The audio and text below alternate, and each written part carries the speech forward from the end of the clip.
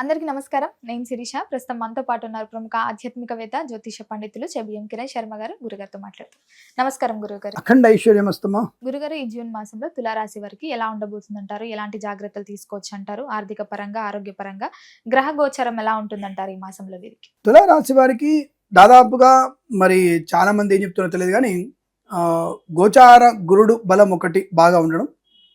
అంటే తులారాశి వారికి దశమంలోకి వెళ్తున్నాడు కదా గురుడు. మన గురుడు దశమంలో రాజ్యస్థానంలో కొంత అంత అనుకూలిస్తాడంటే అదే అంటాను నేను, గురుని బట్టే చెప్పాను నేను ఫలితాలు కూడా. తులారాశి వారి షష్టమ స్థానంలో శని కూడా ఉన్నాడు. అత్యుత్తమ శుభయోగాన్ని కలిగిస్తున్నాడు. ఈ శని ఎవరికి బలంగా ఉన్నాడు అంటే ఈ తులారాశి వారికి చాలా బలంగా టాప్లో ఉన్నాడు. వృషభ రాశి వాళ్ళకి టాప్లో ఉన్నటువంటి శని శుభ ఫలితాలు పొంది ఈ రాశి రెండు రాశులే. అటు శని అటు వృషభానికి ఇటు తులకి రెండింటికి కూడా శని అత్యంత టాప్లో యోగాన్ని ఇస్తున్నాడు. అలాగని గురుడు ఏమైనా ప్రయోజనం ఇస్తున్నాడంటే అలా ఏం లేదు. దశమ స్థానం రాజ్యస్థానంలోకి వెళ్తున్నాడు కదా, ఉద్యోగాన్ని ఇబ్బంది పెడతాడేమంటే ప్రస్తుతానికి బాగున్నాడు. అంటే ప్రస్తుతం టెంపరేచర్ జూన్ 2 లోపల చాలా బలంగా ఉన్నాడు. జూన్ 2 నుంచి ఆయన అనుకూలంగా లేడు. తప్పకుండా అత్యున్నతమైనటువంటి శుభమైన స్థానంలో ఉద్యోగం వచ్చే అవకాశం, 2-3 చోట్ల ఉద్యోగం వచ్చే అవకాశం, అటు ఐఏఎస్ అటు ఐపీఎస్ 2 ఎగ్జామ్స్లో వీరికి రావడం. ఒకవేళ కొంతమంది ఎవరైనా నీట్ రాసి ఐఏఎస్ ఐపీఎస్ ప్రిపేర్ అవుతున్న వాళ్ళు కూడా నీట్లో వస్తుంది, ఐఏఎస్ ఐపీఎస్ 3 వస్తాయి వాళ్ళకి. అంటే పీజీ సీట్లు అనుకోండి, ఏదనుకోండి. అంటే భిన్నమైనటువంటి విద్యలో కూడా వీళ్ళకి రాణింపు బాగా ఉంటుంది. తప్పకుండా వీళ్ళు అనుకున్నటువంటి విద్యా ప్రమేయంలో ప్రయోజనాన్ని పొందుకుంటారు. లేదంటే చాలామంది వచ్చేసి ఉచ్చస్థితిలోకి రాజ్యస్థానానికి వెళ్ళాడు, ఉద్యోగం వస్తుంది. ఇది గురుని వల్ల కాదు. గురుడు ఉద్యోగాన్ని వాడు ఉద్యోగానికి వేలు పెడతాడు దాంట్లో. కాబట్టి గురువు గారు ఎక్కువ నమ్ముకోకండి. సో అదే అందుక మరి మహాపండితులు, డాక్టరేట్, ఆచార్య, ఇంకోటి పుంఖాలుగా మరి ఉంగరాలు బొంగరాలు పెట్టినటువంటి వ్యక్తులందరూ కూడా మరి దశమ స్థానంలో గురుడు వస్తే యోగ వ్యక్తిత్వం నాకు అర్థం కాలేదు.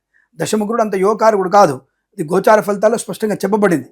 సరే, మరి మాస ఫలితాలకు వచ్చినప్పుడు ఇక్కడ యోగం వీళ్ళకి బుధుడు రాజ్యకారక స్థానంలో ఉన్నాడు కాబట్టి బుధుడి వల్ల వీరికి, రవి వల్ల వీరికి యోగం, బుధుడి వల్ల యోగం బాగా ఉంది.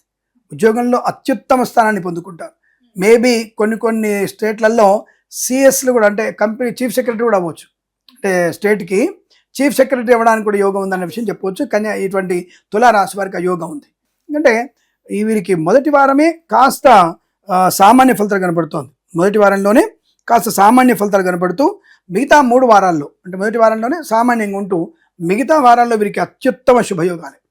వ్యాపార పరంగా, వృత్తిపరంగా, ఫార్మా, సిమెంటు, ఐరను, ఇటుకలు, ఇసుక, రాగి, ఇత్తడి, మైనింగ్, కన్స్ట్రక్షన్, రియల్ ఎస్టేట్, మద్యపానం, హోటల్ వ్యాపారం, ఇంటీరియర్ ఎక్స్టీరియర్ ఫర్నిచర్, గాజు పరిశ్రమ, తోలు రెగ్జిన్ షూ పరిశ్రమ కానీ, ఆటోమొబైల్, ఎలక్ట్రానిక్, ఎలక్ట్రికల్, విద్యాలయ, వ్యాయామ, చిట్ ఫండ్, ఫైనాన్స్ వ్యాపారం కానీ, ఈవెంట్ చేసేవారికి గొప్ప ఈవెంట్స్ లభించడం, అలాగే చేనేత వస్త్ర దర్జీ పని చేసేవారికి, పెట్రోలియం, బేకరీ, నూనె పదార్థాలకి మంచి లాభాలు పొందుకునే అవకాశాలు, సమాజంలో పేరు ప్రఖ్యాతులు పొందుకోవడం, రాజకీయ రంగంలో ఎదుగుదల, సోషల్ మీడియా, సాటిలైట్ జర్నలిస్టుల వారికి మంచి లాభాలు కలగడం, రావాల్సిన బాకీలు వసూలు చేసుకోవడం, ఇవ్వాల్సిన ధనం తిరిగి చేయడం, కొత్త ఉద్యోగ లాభం, ఉద్యోగ మార్పులు, ప్రమోషన్, ఇంక్రిమెంటు, కార్యనియామకాల ఉద్యోగాన్ని పొందుకోవడం, తాత్కాలిక ఉద్యోగం పర్మనెంట్ అవ్వడం, 3 రకాల ఉద్యోగాలు పొందుకునే అవకాశం, మంచి నైతికమైనటువంటి విలువలు పెరగడం, పోగొట్టుకున్న వస్తువుల్ని, వ్యక్తుల్ని, గౌరవాన్ని తిరిగి పొందుకునే అవకాశం, వాహన యోగం, డ్రైవర్లకి, పెయింటర్లకు కలిసి రావడం, వేద పండితులు, పురోహితులు, బ్రాహ్మణోత్తములు, కులవృత్తుల వారికి, జ్యోతిష్య పండితులకి, వైద్యులకి, వైద్య బృందాల వారికి, న్యాయవాదులకి, ఎల్ఐసి, మెడికల్, గృహ ఏజెంట్లకు కూడా మంచి లాభసాటి వ్యవహారంగా చెప్పవచ్చు. అద్భుతమైనటువంటి యోగాలు మాత్రం విదేశాలు వెళ్ళగలిగే అవకాశాలు, విదేశాల్లో మంచి విద్యా ఉద్యోగ వ్యాపార లాభం, స్వదేశంలో కూడా విద్యా ఉద్యోగ వ్యాపార లాభం, విదేశాలని స్వదేశానికి వచ్చి మళ్ళీ విదేశాలకు వెళ్ళగలిగే వీసాను కూడా పొందుకునే అవకాశాలు, మధ్యవర్తిత్వంలోంచి బయటపడడం, రైతన్నలకి పంట లాభం, పూలు పళ్ళు కూరగాయలు పండించే వారికి సూపర్ మార్కెట్లో మంచి లాభాలు, అలాగే మత్స్యకారులకి మత్స్య సంపద బాగా ఉండడం, మంచి మాట తీరు, వ్యవహార శైలి, ప్రతి బ్రహ్మాండమైనటువంటి యోగాన్ని పొందుకునే రాశిగా ఈ రాశి వచ్చి మొదటి వారంలో సామాన్య ఫలితాలు. కాస్త గణపతిని ఆరాధన చేసుకోవడం, భగవద్గీత పారాయణం చేసుకుంటే మంచి ప్రయోజనాలు పొందుకోవచ్చు. కుటుంబపరమైన ప్రశాంతత. గత ఒక 10 ఏళ్ళుగానో మొగుడు పిల్లలు రోజు కొట్టుకుంటున్నారు, తన్నుకుంటున్నారు.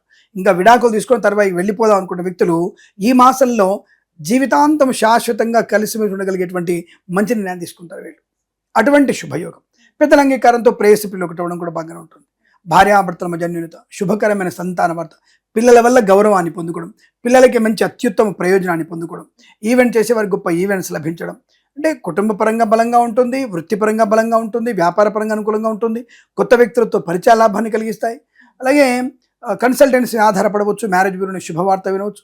తప్పకుండా కొంతమంది తులారాశి వారికి బాజా భజంత్రులు మోగే అవకాశం కూడా కనపడుతుందని చెప్పవచ్చు. మరి గురుగారు, వీరు ఏదైనా ప్రారంభించాలనుకుంటే ప్రథమార్థం చేయొచ్చు అంటారా? ద్వితీయార్థం జ్యేష్ఠ మాసంలో అదే మరి ఒకటి ఏంటంటే మీకు 2వ వారం తర్వాతనే చేస్తాం, అంటే 3వ వారంలో ఏదైనా కార్యక్రమం ప్రారంభం చేస్తే వారికి అనుకూలంగా ఉంటుందని చెప్పవచ్చు. మరి ఈ మాసంలో వీరు దేని పట్ల జాగ్రత్తగా ఉండాలంటారు? ఒకటి విషయంలో అంటే మన వస్తువుల్ని జాగ్రత్తగా పెట్టుకోండి. అవతల వ్యక్తులకి అపాత్ర దానం, అంటే ఎవరికి అవసరమే దానం చేయాలి, ఎవరు సహాయం చేయాలి, ఎవరికి సహాయం చేయకూడదనే విషయంలో ఉంటే చాలు, అందరికీ అనుకూలంగా ఉంటుంది. అలాగే ఇతరుల విషయంలో అనవసరం జోక్యం చేసుకోవద్దు. అంటే ఇతరుల కుటుంబాల రహస్యాల గురించి మనం ఇంకొకళ్ళ దగ్గర తప్పుగా మాట్లాడితే ప్రమాదాన్ని పొందుకుంటారు వీళ్ళు. అంటే అయిన వారికి ఆకుల్లో కాని వారికి కంచాల్లో పెట్టే లక్షణం కూడా వీరికి ఎక్కువగా ఉంటుంది. ఇతరుల కుటుంబ రహస్యాలు తెలుసుకొని అనవసరంగా దాన్ని వ్యాప్తి చేయించేటువంటి తత్వము, అయితే ఏమవుతుందిలే మళ్ళీ అందరికి తెలుస్తుంది కదా అన్నటువంటి భావంతో వెటకారంగా మాట్లాడేటువంటి ఒక ప్రక్రియ వీరిలో ఎక్కువగా ఉంటుంది. అది వీరికి ప్రమాదాన్ని కలిగిస్తుంది. ఒకసారి వీళ్ళకి ఆత్మహత్యా సదృశానికి దారితీస్తుంది. ఇంకా తను చేసే తప్పు తను తెలుస్తుంది కదా, కాబట్టి అటువంటి విషయాలు జాగ్రత్తగా ఉండాలి. ఇది జన్మజాతకంలో ఇలాగే ఉంటుంది వీళ్ళకి. సో బీ కేర్ఫుల్గా ఉండాలి.